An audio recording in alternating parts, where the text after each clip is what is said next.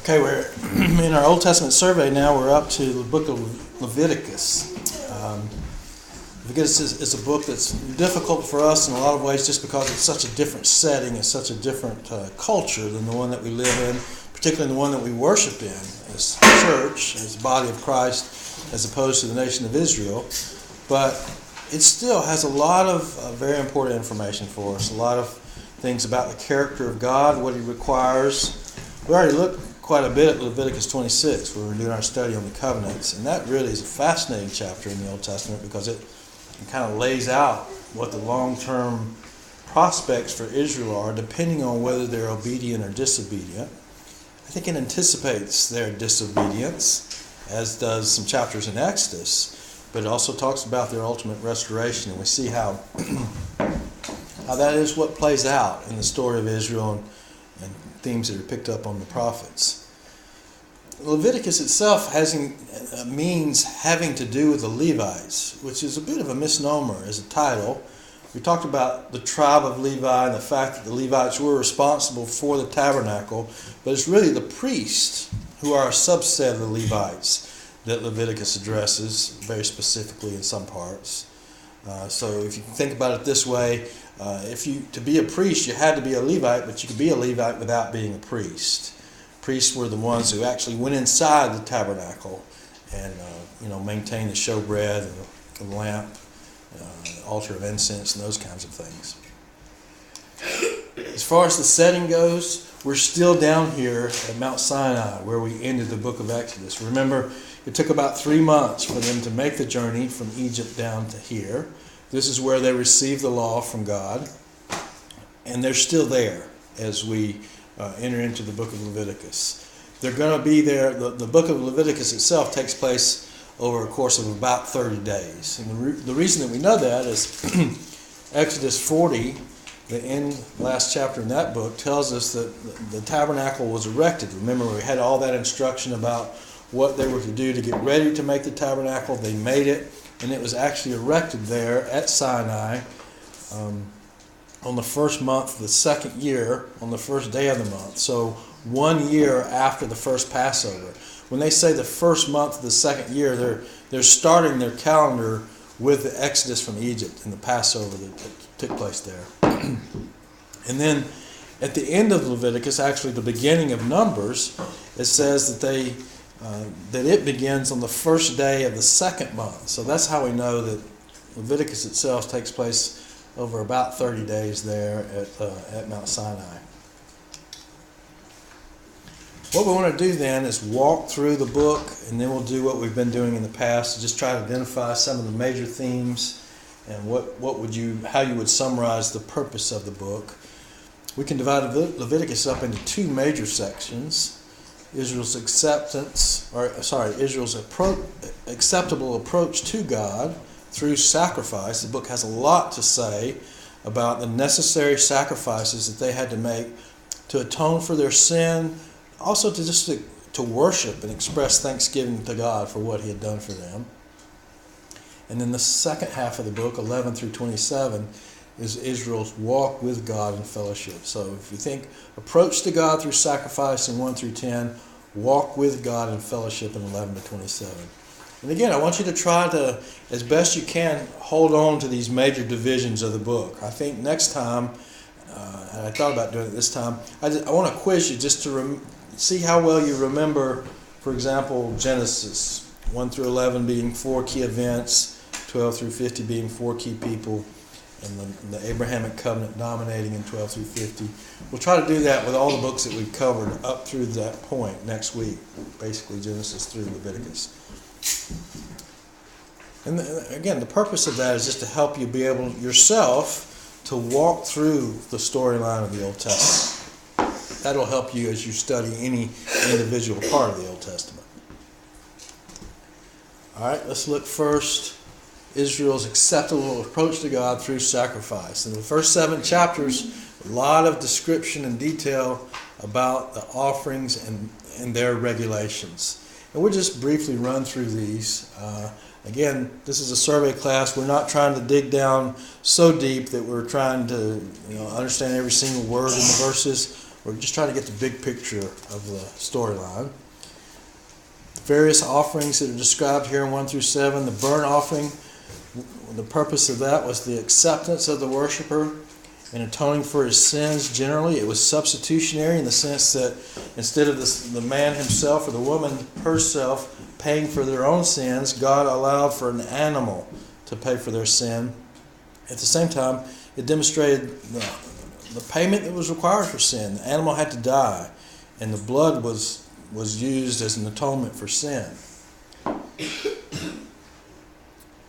The required animal could vary depending on the financial condition of the one who offered it. As you read through these chapters, you can see if the offering was from the herd or the flock or of birds. Some of that relates to what the worshiper could afford. The meal or grain offering was a burnt grain offering that memorialized the worship before the Lord. Some of these things we're not certain what the significance is, and there's not a lot of added description to help us, but perhaps in this case it was to express thankfulness and dedication to God.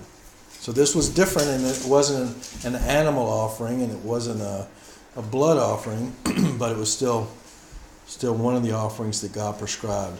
I think, to me, that's one of the things that strikes me about Leviticus. It's just the importance of doing what God says to do, and the penalties that come when you don't do that. We'll see that especially when we get to chapter 10. Peace offering. Certain animal parts were consumed on the altar. Others were eaten by the priest. So that's one of the things that distinguishes it from the burnt offering. It expressed joy of fellowship with the Lord. Again, the peace that blood atonement provided between God and the worshiper. There's always this question of whether or not these sacrifices provided actual forgiveness of sins. I think they did for the worshiper at that time. Certainly, when we get to the time of Christ, we can see where that whole system anticipated Christ's ultimate sacrifice. And we don't have to do these things anymore. But for them, and the point in salvation history where God had them, this is what you had to do. And this is what you needed to do to be right with God. Now, what we'll see as we continue to read through the Old Testament, and really what makes sense logically, is that you could do these things and not do them with the right attitude, and they weren't acceptable to God. You know, the idea that you would just sin as you wanted to and say, well, I can always just bring a sacrifice. That's not what God wanted. He wanted all those who followed him to live holy lives and to honor him. He provided a means for forgiveness and cleansing when you failed in that, but certainly the goal was not the sacrifices themselves, but to live for God and to be holy.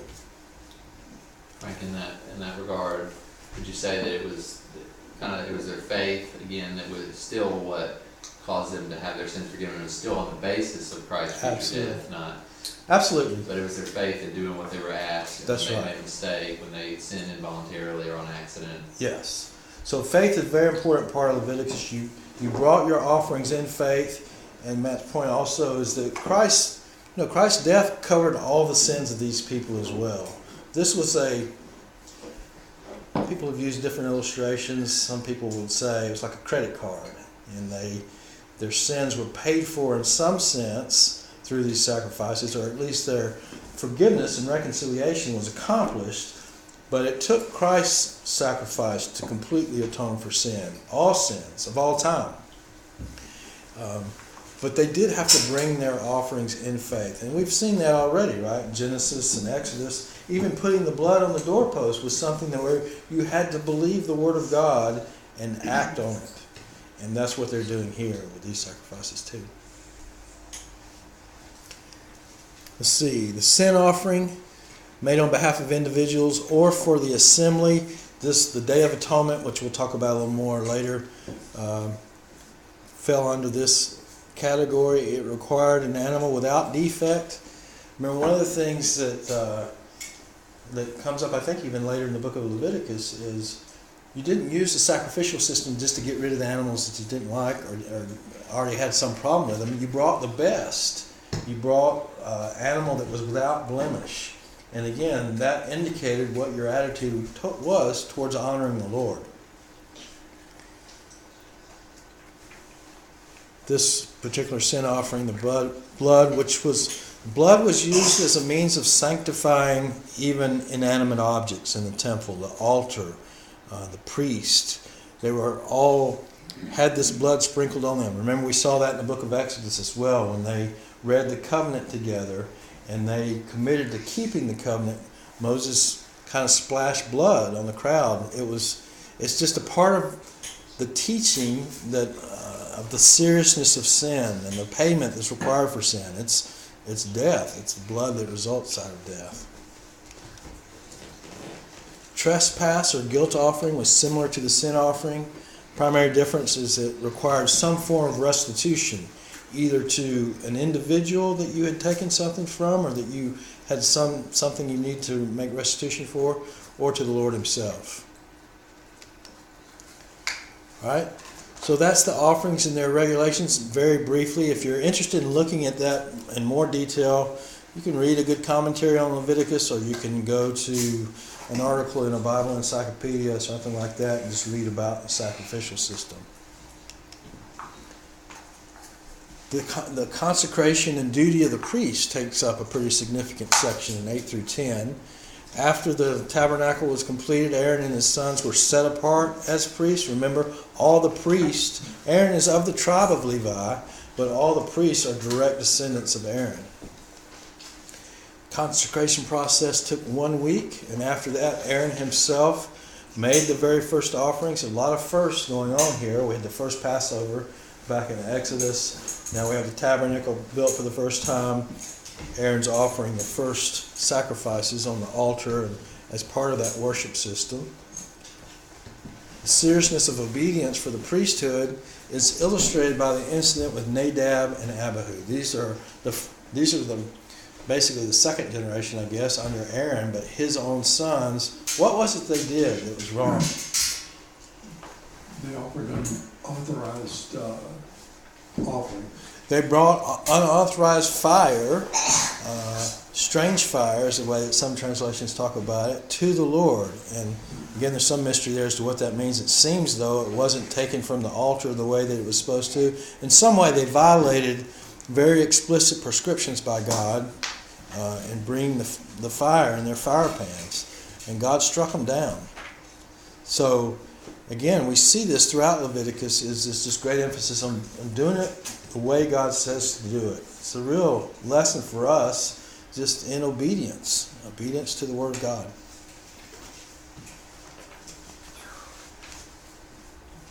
Okay. Frank, I've always heard that there was alcohol involved, because it talks right after that how the priests aren't allowed to do that. That's right. So there is an admonition. Let's just look there in Leviticus 10 about they're not to take strong drink. I've heard that as well. I don't see that in the preceding context, but that's the connection that's often made, just because it does say in verse 9, this is the Lord speaking to Aaron, do not drink wine or strong drink, neither you nor your sons with you, when you come into the tent of meeting, so that you may not die. It's a perpetual statute throughout your generations. Could be a connection there. It could be just another admonition for their holiness and the fact that they're not to be drunk when they do these things. Even there is a connection that it was just very important that they did things the way that the Lord said to do them. Okay? Then we have a long section, chapters 11 through 15, on clean versus unclean, particularly with regard to what they could eat. There's a lot of debate about the significance of this. What are some different things that you've heard about that, as far as why he designates certain foods that are clean and Israel's free to eat, versus why some are prohibited? Health. Okay, health is one of the things that people point to, and you even hear people today who say that they're living by this kind of diet because they would argue that the animals that are declared unclean are bad for you. I personally think that that's taking something that we often have a lot of concern about today and reading it back into their culture. I don't think that's the main reason, primarily because I don't see anything in the context there that talks about health as an issue. Now, to be fair, it doesn't give a lot of explanation for other things that could be a possibility as well. But health is one of the reasons, or one of the explanations for this. Hygiene, health and hygiene is kind of both under one view. What else? Have you heard of other things that are possibilities for why this distinction is made? Lord wanted them to be different from the surrounding nations. Yes, I think that's the best explanation. It's a way of keeping them from intermixing with the surrounding nations. Now we'll see that there are some strangers from other nations that come to dwell among them, but they would be expected to keep Israel's laws, even to the food laws. And that seems to me to be the best explanation that I've heard as to the reason why he's making this distinction. Again, that fits with the overall purpose of Israel. They're to be a people set apart to God. They're going to have some things that make them different from the world, and this is one of them. It's just their diet, even the clothes that they wear. Right, one of the reasons I always thought it wasn't healthy is when Jesus declared all foods clean, it would be, either something had changed or then he doesn't care about health. That's right. So that's an important point too, is that there is a point in Jesus' ministry in Mark 7 where he's talking about the fact that it's not what comes into your body that defiles you. And his main point there is that it's what proceeds out of your heart that defiles you and that becomes a sin issue. And it says, Mark makes the comment that he declares all foods clean. Now it's interesting to think about that too, because remember what happens in the book of Acts that kind of touches on this issue of clean and unclean? Isaiah? The vision of Peter. Right. And what is that vision? What can you just summarize it for us? He has a vision and there's a big cloak of, a big sheet. And That's right. there's all unclean food on it. And God says to eat, and he says, but it's unclean, and it happens 4 times, and then he finally eats it or something. Well, he doesn't finally eat it. I think it only happens 3 times. Maybe it says it repeats 3 times. It could be 4. But anyway, what was the lesson of it? That's a good summary. And it was the kinds of things that are listed in the law here as being unclean. And God does command him, arise, Peter, kill and eat. And he refuses to, because for him that's a violation of this law that he's been taught from the time he's a young child. What was the point that God was teaching Peter about that? That the Gentiles were acceptable to God. Exactly. So this is a very significant change. I think it's fair to say that if you're looking at the Old Testament, Gentiles were not looked upon that way, that they were... Again, part of it has to do with this distinction that God is making here. He's separating his people out from amongst the nations.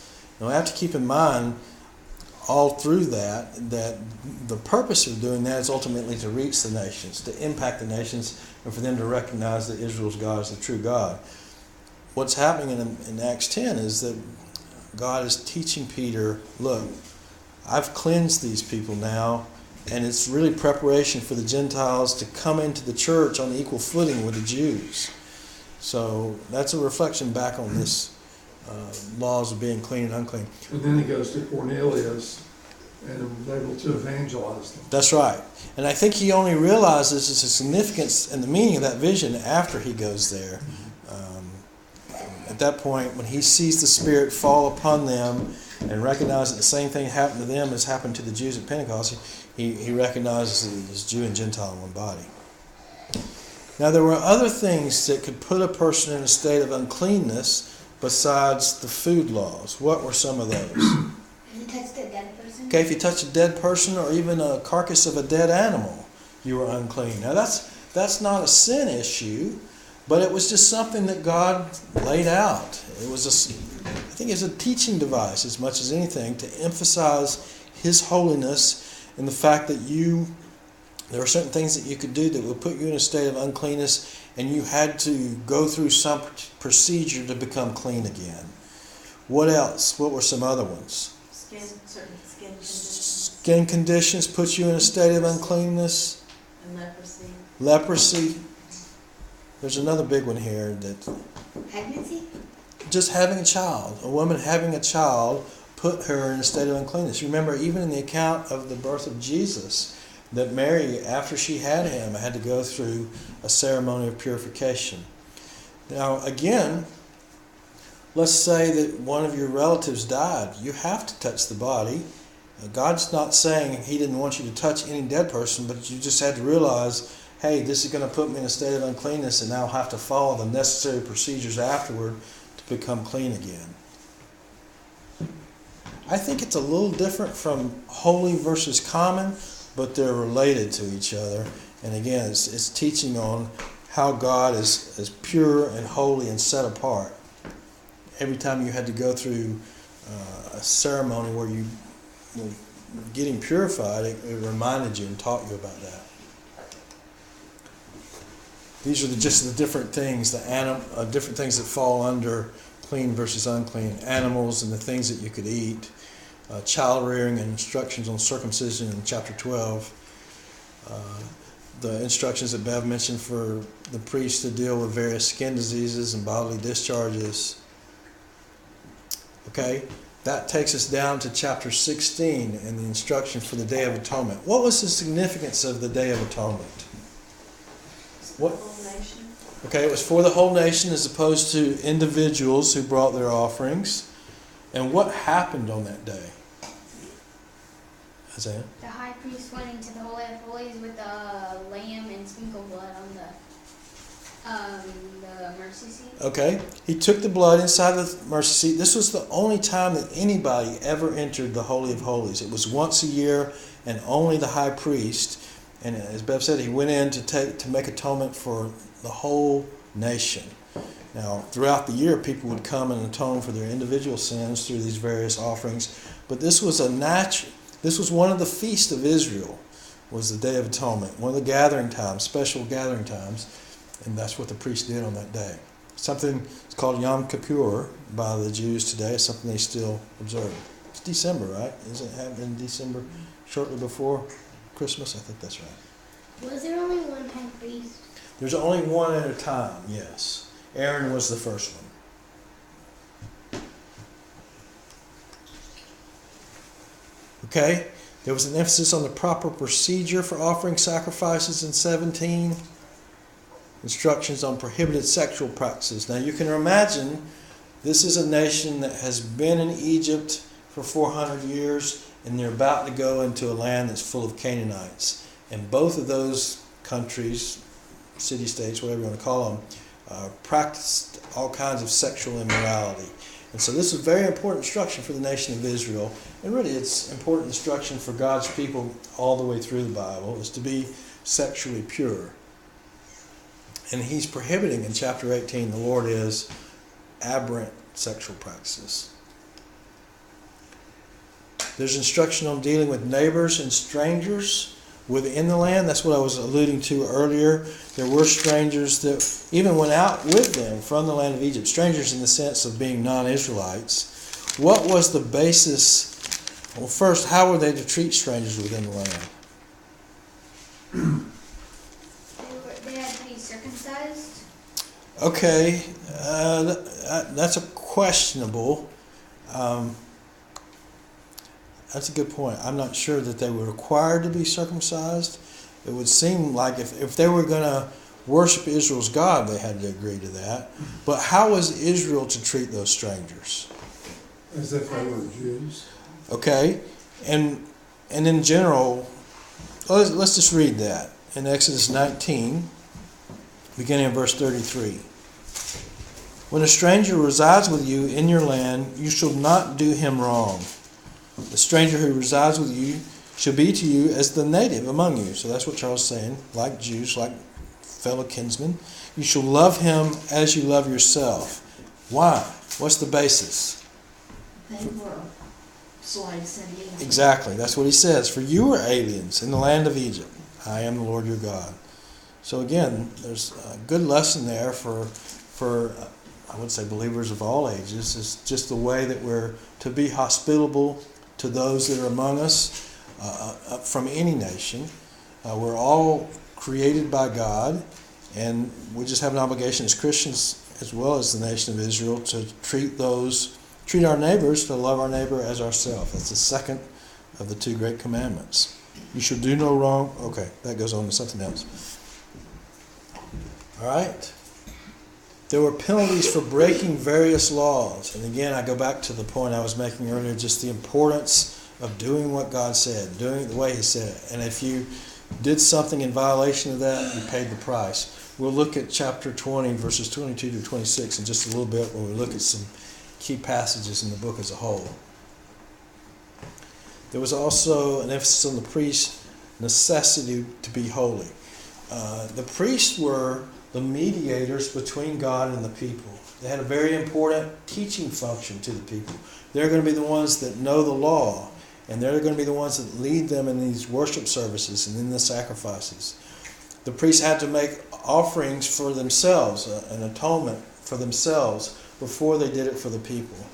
So it's a standard principle, I think, to say that no people rises above its leadership. And in this case, the priests were the leaders of the people.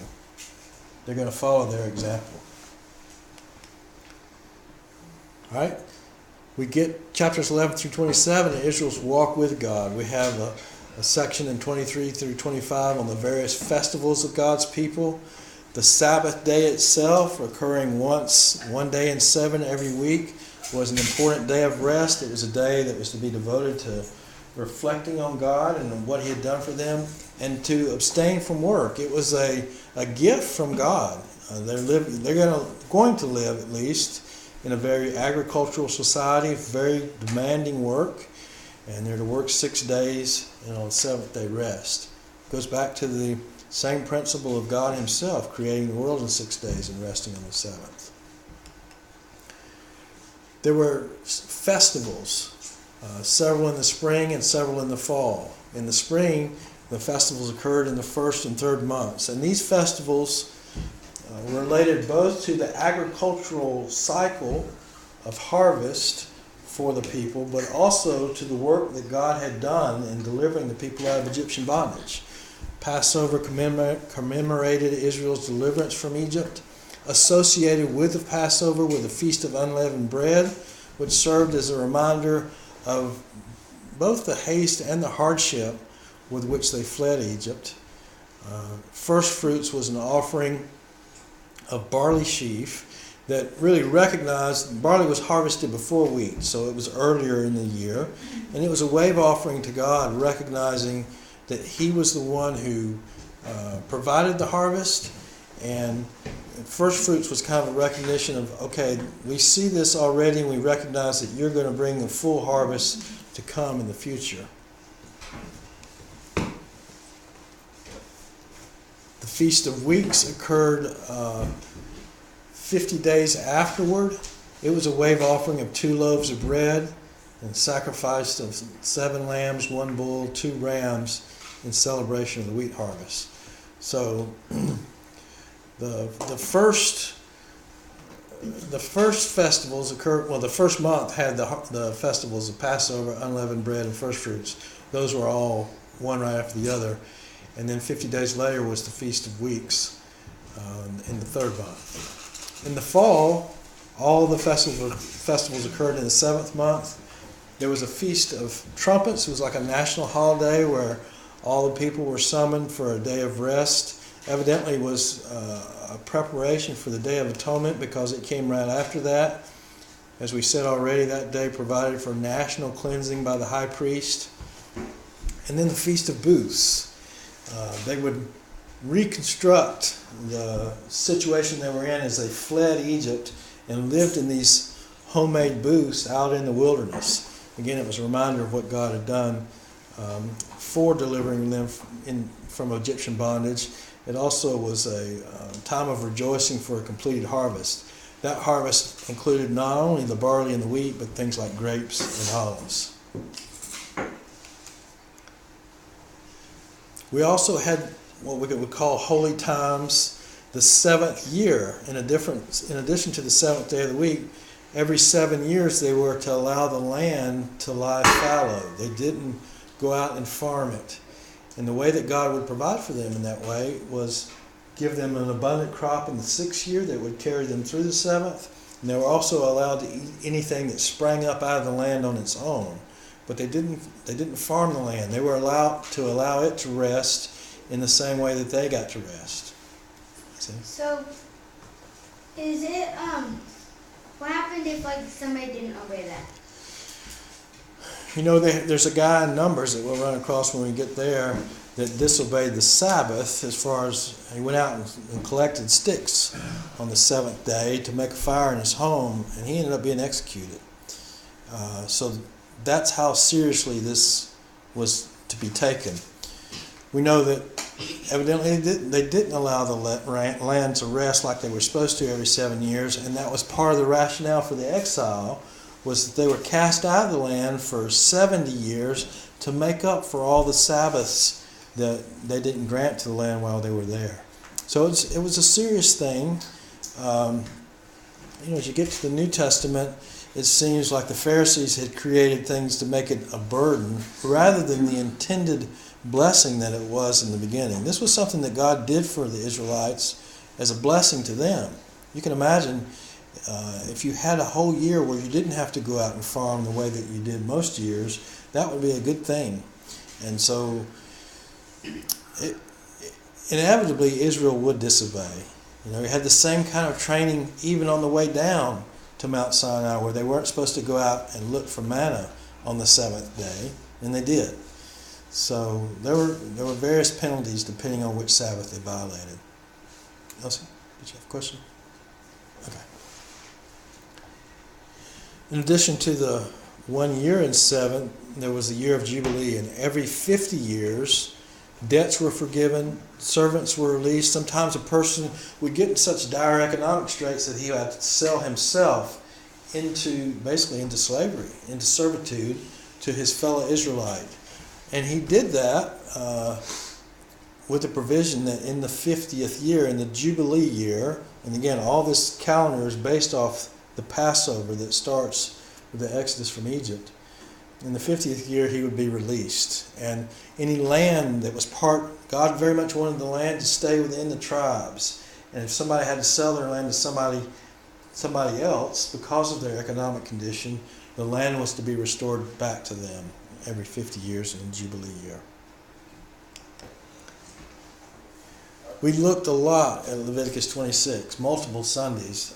It's a really important chapter, but it basically emphasizes again the need to worship God and God alone, to obey His commands. There will be blessing, most of it, a great deal of it, agricultural, but also security in the land for obedience. There will be curses for disobedience, and then ultimately restoration after punishment, after exile from the land. All that based on the covenant promises that God had made to Abraham and in the Mosaic covenant. There's also vows and valuations in chapter 27. God just talks about the importance especially of keeping vows that are made to Him. Okay, that's a broad overview of the book. As we have walked through that, what would you say are the things, we said some of them during that, but what are the major themes of the book of Leviticus? Holiness of God. Holiness is probably the most dominant one, the separateness of God, and the fact that He requires His people to be holy, and that means obeying the stipulations that He's laid out for them. What else? And clean and unclean. Clean and unclean is a part of that. A lot of chapters that describe those different states and what you do if you enter a state of uncleanness, what you have to do to come back into a state of being clean. Purification?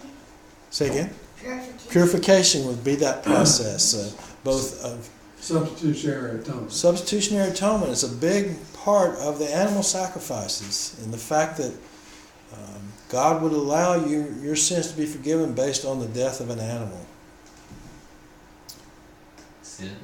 Sin itself, the seriousness of sin, the consequences that are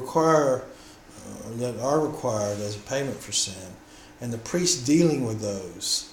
The priests themselves are given instruction in the book of Leviticus as to how they're to lead the people in worship. Frank, was every son of Aaron a priest?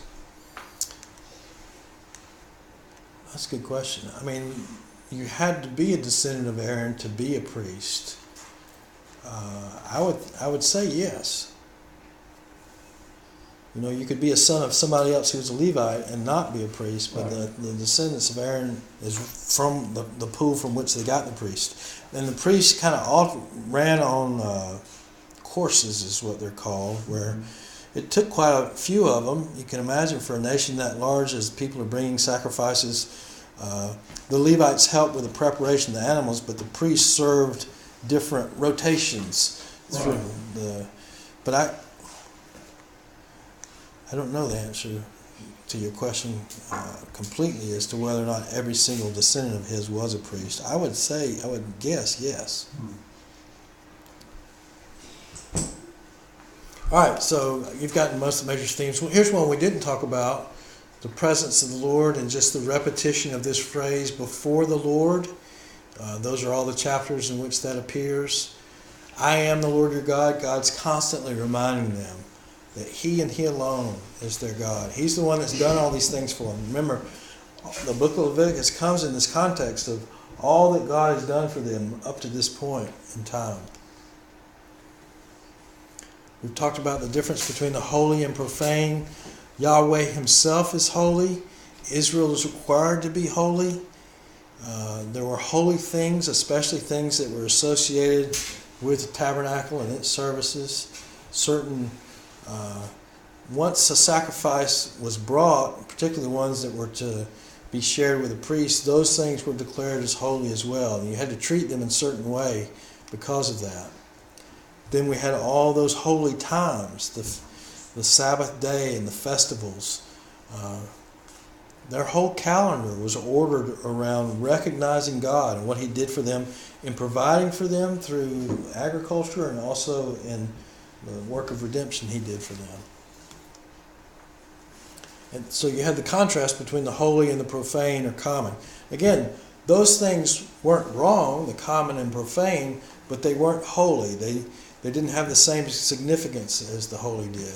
And He's just making that distinction between those two things. You had vessels for common use and vessels that were consecrated for holy use. Clean and unclean, we talked about. Sacrificial system itself obviously takes up a lot of the book of Leviticus. Here's some key verses that help us see the main points of the book. God says, I am the Lord your God. Consecrate yourselves. Make yourselves holy would be another way to say that, therefore. And be holy, for I am holy. And this is the significance of blood atonement and the need for something to die in order for sin to be covered. For the life of the flesh is in the blood. I have given it to you on the altar to make atonement for your souls. For it is the blood by reason of the life that makes atonement. You know, they're forbidden from drinking blood. And that was something that the other religions of the day and the other peoples, nations, did do. So that was another instance, or just talking about significance of blood and of not participating in that. And then here's a long one. This is one that I alluded to earlier in Leviticus 20. You're therefore to keep all my statutes and all my ordinances and do them, so that the land to which I am bringing you to live will not spew you out. Moreover, you shall not follow the customs of the nation whom I shall drive out before you. And he's talking about the Canaanites there. For they did all these things, and therefore I have abhorred them. Remember, God's really accomplishing two purposes as He brings Israel into the promised land. One, He's giving to them this promised land that they had been promised all the way back to Abraham. At the same time, He's judging the Canaanites who are not recognizing Him as the true God and punishing them at the hands of Israel. Hence I've said to you, you are to possess their land, and I myself will give it to you to possess a land flowing with milk and honey. Just talking about how abundant and how much good things there were in the land. I am the Lord your God, who separated you from the peoples, from these other nations. You're therefore to make a distinction. And that's probably the strongest support we have right there. What Charles said earlier is that the clean and the unclean is based on the distinction from the nations. You're therefore to make a distinction between the clean animal and the unclean, and between the unclean bird and the clean. You shall not make yourselves detestable, by animal or by bird or by anything that creeps on the ground, which I have separated for you, is unclean. Thus you are to be holy to me, for I, the Lord, am holy, and I have set you apart from the peoples to be mine. We've seen hints of that already in the earlier books, but it's just made more explicit here in Leviticus. So if we're to summarize all that up in a purpose statement, somebody want to try to take a shot at that? How would you say in one sentence what we've talked about that the book of Leviticus teaches? It teaches about laws and that you have to obey exactly what God says. Okay, that's a good way to say it. Yahweh gave instruction and enabled him as a holy God to live among his people. Remember, part of what God's doing here is to make it where he, in his holiness, can live among them. And he's going to dwell among them over that mercy seat in the tabernacle. So he gave them the necessary instructions for him as a holy God to live among his people and enable the people to have fellowship with him. The book did have special relevance for the priests because they're going to use it as they perform these sacrifices to guide Israel in their worship. All right, that'll take us next week to the book of Numbers. They're getting ready to set out from Mount Sinai at that point and make their way up to the Promised Land. One of the first things that they do, and the reason that it's called Numbers, is they take a census of the people. They number all the different tribes to figure out how many people are in each one, and they kind of teach them how they're to be organized around the tabernacle every time they set it up. Just, you can imagine, it's a very difficult task. A lot of people, a lot of organization. They're going to have to move all the way from Mount Sinai up to the Promised Land. Okay. Any other questions or comments before we close? Isn't the you shall love your neighbor as yourself here? Yes. Leviticus 19. 1934 says, the stranger who resides with you shall be to you as the native among you, and you shall love him as yourself. So it's kind of a combination of the fact that he is a neighbor and you're to love him as you love yourself. I don't know if there's another place. I know that's the one he's quoting in the New Testament. Yeah. To love the Lord your God with all your heart, soul, mind, and strength, and love your neighbor as yourself. Christ said that was really a summary of the whole law. Okay? Let me pray for us and we'll be dismissed.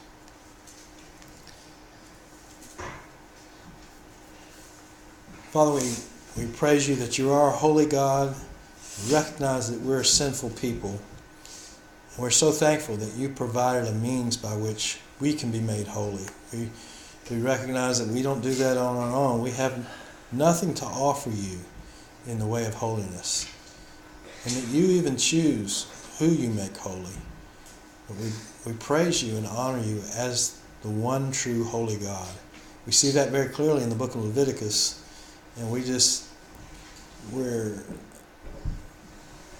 delighted with this story that you're doing with the nation of Israel, and we're fascinated by it at the same time. The way that you're taking a people out of Egyptian bondage, a huge number of people, and taking them through the wilderness, providing for them supernaturally, prescribing for them the way that they're to live, and disciplining them and even being very compassionate and long-suffering with them when they fail. It reveals so much to us of your character. We're thankful for it. And I just pray that we would continue to grow and learn as we study through the rest of the Old Testament.